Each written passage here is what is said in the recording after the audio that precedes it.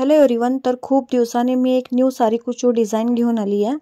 थोडंसं busy schedule असल्यामुळे मी इतका दिवस व्हिडिओ अपलोड केलेला नाही आहे, त्याच्याबद्दल एक्स्ट्रीमली सॉरी। तर इथून पुढे रेग्युलरली व्हिडिओज मिळतील, ठीक आहे।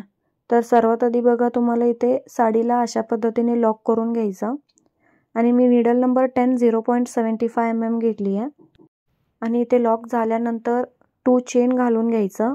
मग नीडलवरती एकदा थ्रेड रोल करून ते 2 चेनच्या साईडलाच इथे एक डबल क्रोशा करून घ्यायचा आहे, ठीक आहे।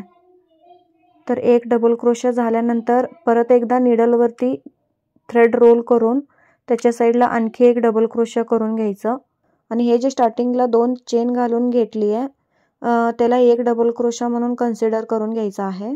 तर अशा पद्धतीने इथे 3 डबल क्रोशा होतं। त्याच्यानंतर थ्रेडला अशा पद्धतीने वरती वळून त्या थ्रेडमध्ये एक मीडियम साईजचं बीड इन्सर्ट करून बीड लॉक करून घ्यायचं।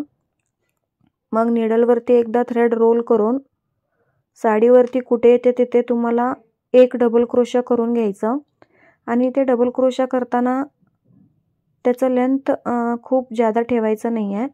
तर बघा, अशा पद्धतीने थ्रेड वडल्यानंतर त्याचं लेंथ छोटंच ठेवायचं।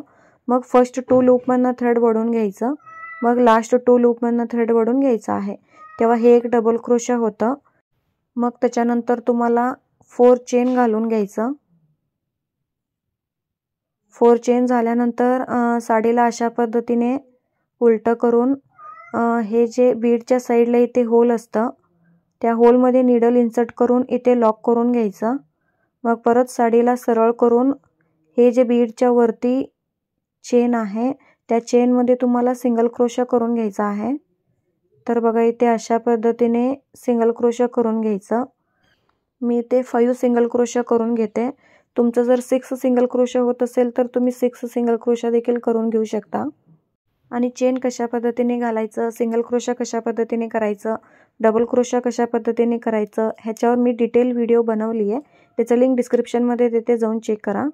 तर बघा, इथे 5 सिंगल क्रोशा झाल्यानंतर नीडलवरती एकदा थ्रेड रोल करून हे डबल क्रोशाच्या साईडलाच इथे एक डबल क्रोशा करून घ्यायचं।